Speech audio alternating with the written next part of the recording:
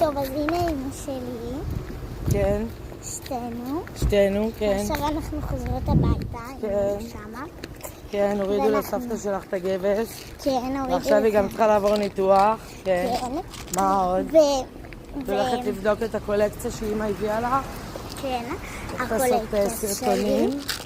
אמא שלי קנתה לי מלא בגדים חדשים לחורף וגם לקיץ, תחפושות וכל מיני דברים כיפים, ואני הולכת למדוד אותם ואתם תהיו איתי.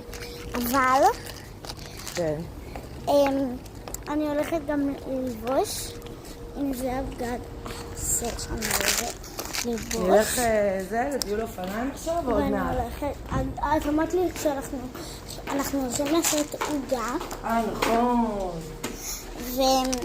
ואולי אתם תראו אותי. בואו נבדוק. טוב, ביי.